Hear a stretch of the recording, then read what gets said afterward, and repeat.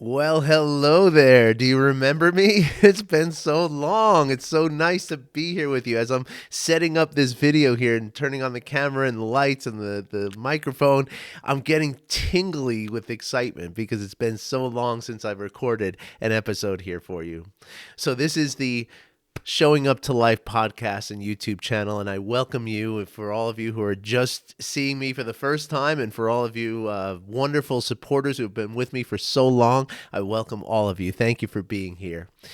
I've wanted to record a session actually or record an episode rather for the last like week or so, but we've had some electrical problems in my apartment, only impacting the area where I record. Right? It's only been down here in my office, which is, I don't know. I felt like the universe was saying, just get out of your office for a week. Doesn't mean I haven't been working, but of course, and my sort of video Zoom calls and stuff have been in different circumstances and locales, but now I'm back, and I'm really excited to be back. But anyway, there's a story that's been on my mind that I've wanted to tell you for, as I say, the last week and a half, and so I'm really excited for the opportunity to tell you today. But first, I want to set up this story by talking a little bit about the concept of acceptance and also the concept of letting go. Right? When we talk about these concepts in the context of mindfulness and self-compassion and kindness and compassion for others, right? what we're really, what we're driving at, or what we're really including in the concepts of letting go and acceptance, right, is in part about letting life unfold, and if you will, letting life come to you rather than you trying to control the circumstances of your life, right? Because, and that's where, when we talk in the context of mindfulness, we say that acceptance and letting go are the opposites of aversion and attachment or clinging, right? And we can say that aversion and clinging arise from what we call delusion, right? Now, these are Buddhist concepts that, it's important not to, take the words too literally in the modern context, right? So delusion, for instance, doesn't mean that we're nuts. It doesn't mean that we've lost our sanity, right? But it means that we're not seeing things for how things really are, right? Which is to say that we have this delusion that we can control something. We have this delusion that by forcing our ideas or our desires or our expectations onto our experience, what we're really going to wind up doing is causing ourselves to suffer. Right? We're going to cause ourselves to experience negative emotions, which are going to cause tension in our body. And that tension in our body is going to drive the thoughts into places of catastrophe and self-loathing and pessimism and closed sort of potential. And this is where we suffer, right? Because everything that comes out of that murky and uncomfortable sort of medium, if you will, everything that comes out of that is going to be negative and catastrophic and pessimistic and self-loathing and deprecating. Not in the sense of healthy self-deprecating humor, right? But in a way that we count ourselves, we think less of ourselves. Which, again, once we're in that space, then the decisions we make and the ideas that we come up with and our words and our communications and our actions are all driven by that. And we're going to keep ourselves stuck in this sort of cycle of negativity and catastrophic thoughts and pessimism and self-deprecation and self-loathing, a limited self-view, a view of limited potential, artificially limited potential. We don't believe that something, positive might even happen at a certain point. And again, now we can get stuck in that cycle for our entire lives. I know that I was in that kind of cycle for decades of my life before I started doing these practices that we talk about here. And that's the just to be the responsible coach here and let you know that it's great for you to show up and listen to what I'm saying here. And it's great for you to, buy a bunch of books and read them and watch a bunch of videos and all that. And that's really important stuff. It's very helpful to understand what we're talking about. But much, much, much more importantly is to practice it. Right? Because that aversion and clinging and that idea that we can control things and we have to constantly put forth this effort to control everything and drive ourselves into this negative space, right?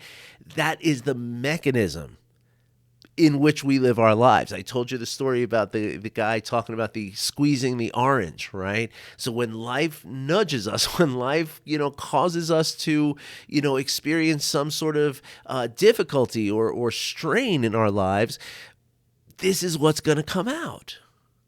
It's always going to be that sort of mechanism of saying, I've got to, control harder, right? Instead of letting go and accepting what is arising right now and working with that rather than working with what is in your mind that you feel should be or could be or should not be or could not be, if you follow my drift. All right. So now what I'm driving towards, and again, I'm not losing sight of this story that's out there. Okay, I know I'm burying the lead, as they say in journalism, but what I'm really getting at here, or the step that we're taking now, is I would like to introduce you, and I think I've talked about this here before, but I want to either introduce or reintroduce you to a concept that comes from the philosophy of Taoism. Okay, Taoism is an ancient Chinese, philosophy and practice, that I would say at least as old as Buddhism, right? Like somewhere in that area, right? And so Taoism is based upon the natural world, in the sense that in the way that is different from Buddhism, which is really about like sort of a self-reflection, right? Taoism is about, being part of the natural world, outside of ourselves as well as internally. If I don't want to get too far off course here, I could talk for hours about what Taoism is, and also about what it is not.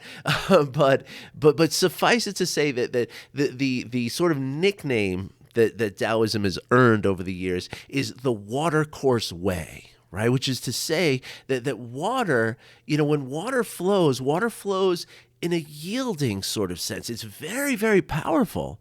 Water carved the Grand Canyon, right? But yet water, when it flows down a hill, if you watch a stream flowing down the hill, it's not breaking, it's not striving to anything, it's not forcing itself into anything. It's actually very yielding. It's if there's a rock in the way, it goes around the rock. But over the course of, maybe weeks, maybe months, maybe years, maybe centuries, that rock becomes dislodged by the same water that's trickling around it. And so it's not about losing power, okay, but it's about flow. It's about a yielding, sort of accepting and letting go sense of living.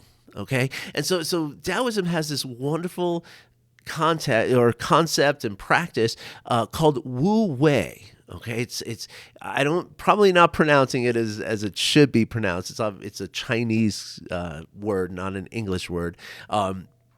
It's actually two words. It's W-U is the first word, and the second word is W-E-I. Okay, Wu Wei. So Wu Wei translates as the action of inaction, the effort of non-effort.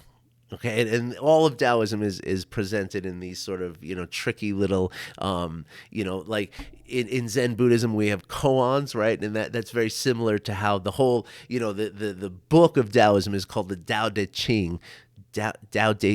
Anyway, written by Lao Tzu. And it's written in these very cryptic verses that nothing's just like plainly said, right? And so when we talk about Wu Wei, what we're talking about is, again, that sort of allowance of life to unfold in front of us or with us in it, if you will, right? And so it's not about doing nothing. right? Even though that's how it sounds, right? Inaction, non-effort, right? It's not about just being lazy and letting life pass us by, but it's about not expending energy that is not necessary, that's not really ours to expend, you might even say, right? So just like water flowing down a path, we allow the circumstances to unfold and then we work with that. Right? Again, it's not about becoming less effective. I would say water's done a very wonderful, amazing job with carving the Grand Canyon, right? That's an enormous accomplishment, right? So this is not to say that we're not going to accomplish things in our lives. So in fact, we accomplish more in our lives as we're able to functionally accept and let go. Okay? So here's my story. All right. So about 2 weeks ago, I was playing hockey. I play ice hockey. I'm in a couple of different what we call lunch leagues, right? And so this is where we play in the middle of the day, not 11 o'clock at night like we all used to, but like 10:30 in the morning, noon, 9 a.m. sometimes, 1:30 sometimes, right? There's different leagues that I'm in, right? But it's all part of the same big group of people. It includes like 200 people or something like that, right? And so some people, you get along better with others. You sort of vibe with some more than you do with others, right? And there's this one guy that I've always had this sort of really strange relationship with, right? So he's, it's always been like, like he kind of rubs me the wrong way sometimes, but he's also very kind and he seems like a very lovable person, if you will. But at the same time, he gets you up your sleeve a little bit, right? And I'm not going to go too far into it because it's not important to the story. But what is important to the story is that, so when you play hockey, right, there's two lines of, at any given time, there's 5 people out on the ice, right, plus the goalie.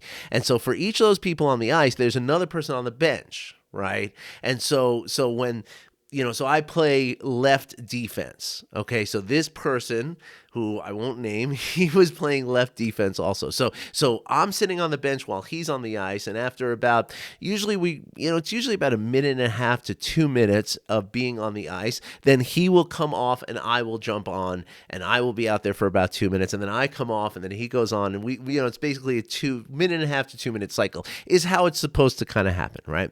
Now, one of the common things that happens in this, and by the way, all these leagues are like, it's like most of the guys are over 50 and it's a co-ed league. And so the women are over 40. So it's 50, 04 or 40 is how they call it.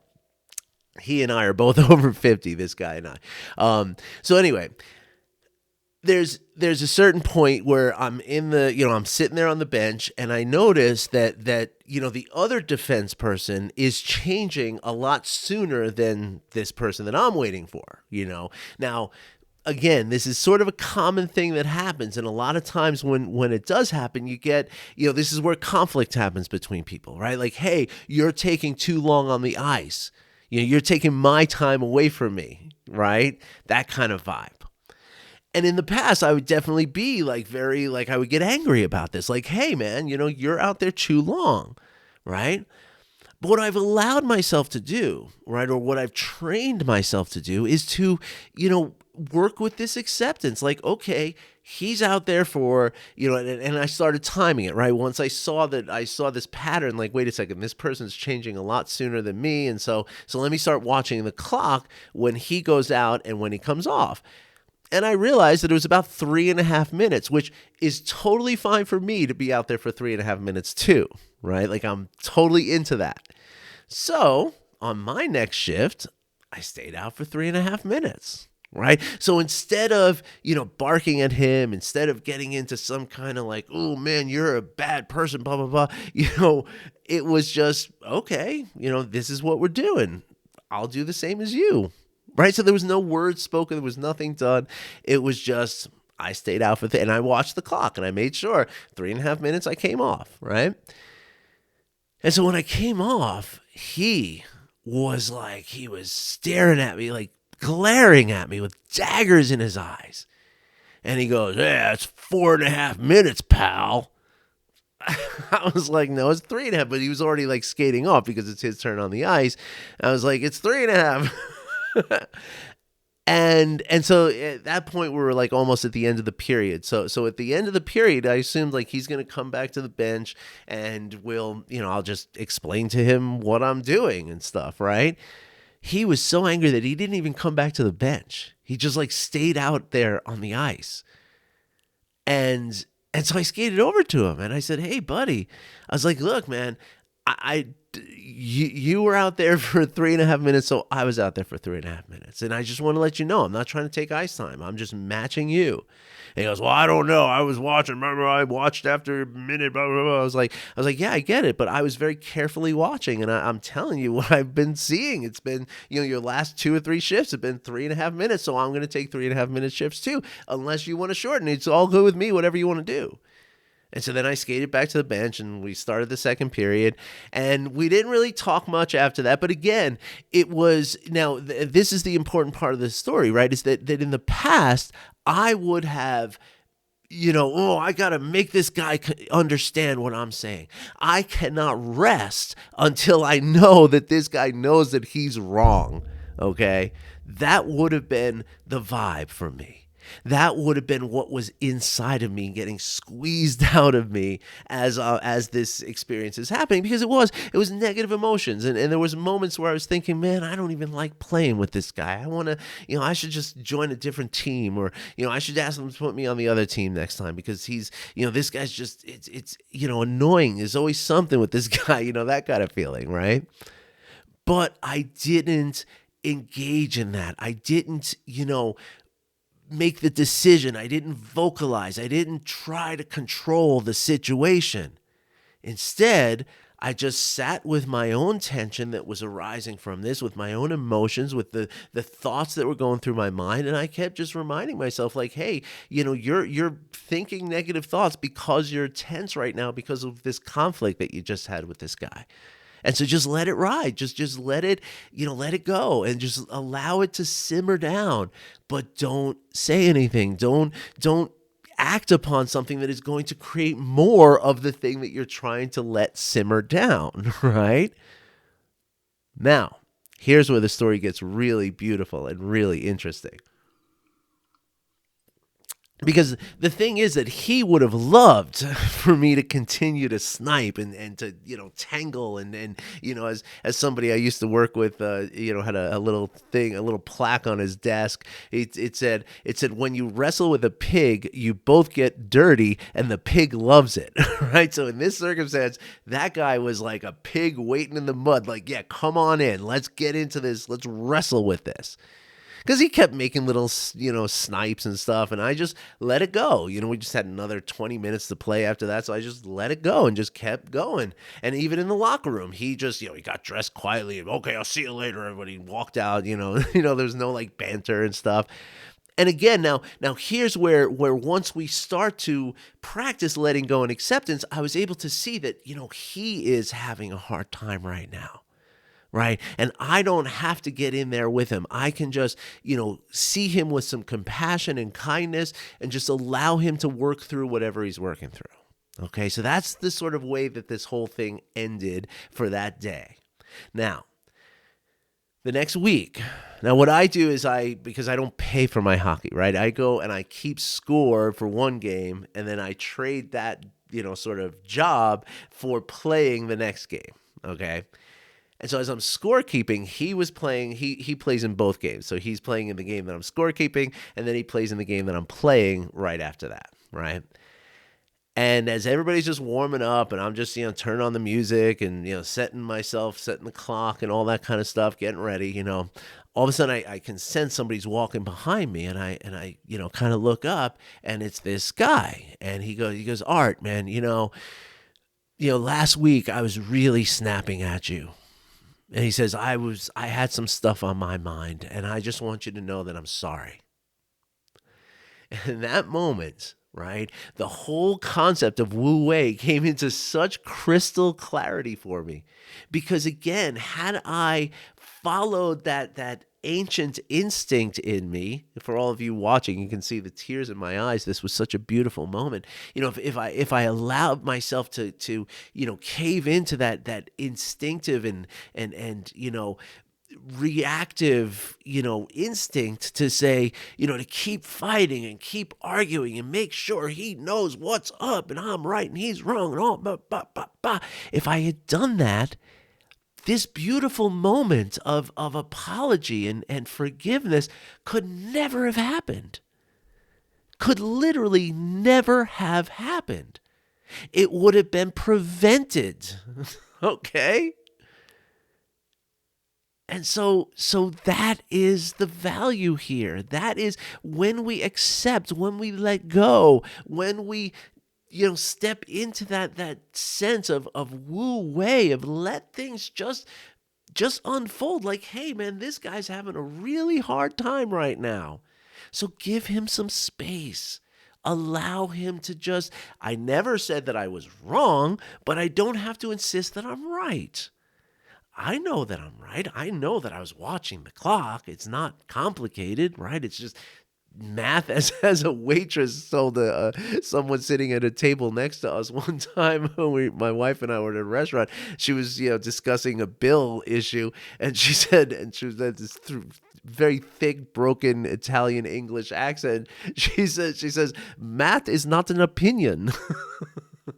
Right? So there's no opinion about this, right? It was very straightforward. And so I knew what I knew, and I don't need him to know what I know, right? I can allow him to have his experience, allow him to move through whatever he's going through, which I happen to be part of just for right now in a very impermanent way, okay? And as I did that, I allow for forgiveness. I allow for reconciliation instead of, again, preventing those things. And then it gets even better, right? So we're sitting there and so he plays his game and, I did the scorekeeping and now I'm playing the next game. And I remember I almost texted the woman who puts together the teams every week. I almost texted her the day before saying, hey, could you not put me on the team with this guy? Because, last week we had this thing and I just don't want to, hockey is my happy space. And I just don't want to deal with that. I was that close to sending that text, but I was like, you know what? Woo wei. And I actually do repeat that to myself a lot of times. I say, woo wei, it's going to be okay. Woo wei, it's going to be okay. And it is, right? Everything is always going to work out. Now, yes, there are times where we must take urgent action, right? If if a bus is coming at you, you're not going to sit there, woo, hey, it's okay, and get splattered by the bus. You must move out of the way of the bus, of course, right? There's another comic that I saw once that said a Buddhist, student was asking the Buddhist master, how much ego should I have? And the master says, just enough to not get run over by a bus. Right. So we have to care for ourselves and we have to take action sometimes. But in the vast majority, like 99.9% of the times, we can just let things unfold and we can respond to the way they're unfolding. And so anyway, then I keep the score and he plays his first game and I hadn't said anything and it turned out I had no idea until I got out on the ice that there he is. He's on my team again, right? Now, it just so happened that he was going to play forward, so I was playing defense, so we weren't, switching with each other this time, but we're sitting there on the bench next to each other, right? And at one point, I come off the ice, and, he was playing defense, but he was with me on the ice. So instead of him and me changing, I was playing one side, he was playing the other side. So he and I were always out there together and also always on the bench together, right? And on the bench, of course, that's when you're, yapping with each other. That's when the banter and the beautiful joking around and awesome stuff happens, And so I come to the bench after one of my shifts, after I took a pretty good shot, and he was like, "Nah, he made a good save on you." And I was like, "Yeah, but there's something, I'm just not getting the shot that I want." It's like when I'm out here practicing and, when there's not a game going on, I'm picking the corners in the net, I'm shooting exactly where I want, but get into this game situation, and I'm just it's not happening. And I was like, just express that, which is a beautiful human, masculine vulnerability, which is a beautiful moment in and of itself. And so he goes, well, let me see your stick for a second. Now, I cut my stick a little shorter than most people just because it gives me a little more control, and it's just been comfortable for the last 20 years that way, right? And I haven't, wanted to change it. And he goes, you're not getting the whip from the stick. Sticks nowadays, they're built with a flex to them. So you get that if you bend them while you're shooting, they snap the puck, right? And so he goes, here. He goes, you're a right-handed shot? And I said, yeah. And he goes, here. And he hands me his stick. And he goes, this is extra long, where yours is extra short. He goes, buddy, you're going to fall in love with a long stick. So use this for the rest of the game. I'm going to feed you some pucks, take some shots, play with this, see how it feels. My friends, 2 days later, I went out and bought an extension for my stick so I could make it as long as the stick that he loaned me, because it felt amazing. And I played with it yesterday, and I was playing amazing, and I felt great. This has been revolutionary for me. And it was all because I decided to just accept the circumstances and not try to squeeze my controlling hand around the circumstances.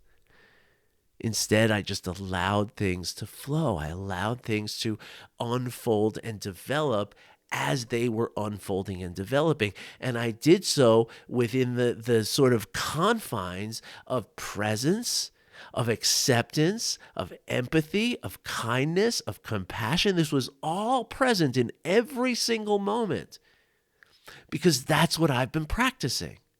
And so when I come across a conflict, this is what arises, as long as I allow it to arise.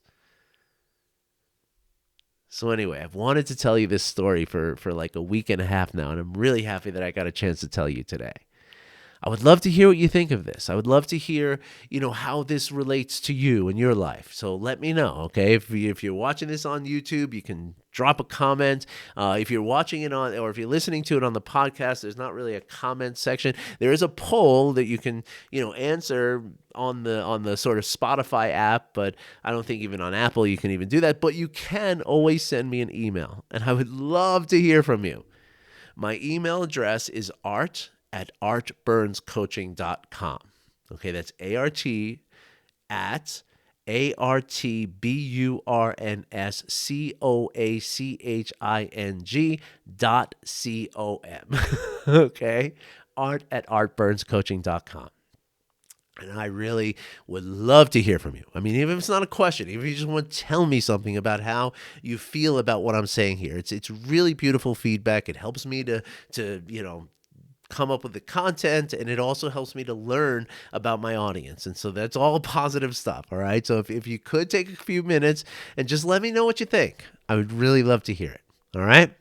All right, everybody. Well, thanks for listening. Thanks for watching. I hope you all enjoyed this. I hope you did benefit from it, whether I hear from you or not. I hope you did. And I'll be back soon, okay? As you know, I'm doing this in a whole new way, and I'm not pressuring myself, which one of you has reached out to me a couple of times and assured me of this, that I don't need to pressure myself to any sort of timeline.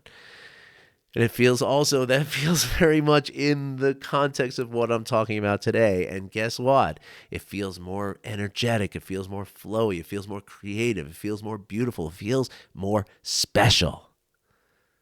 Just like you, just like me, we're special.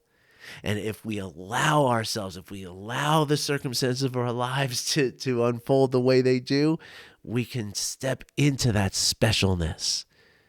And we can celebrate that specialness, and we can embrace and thrive within that specialness. All right, everybody. I'll talk to you soon. Take care. Bye-bye.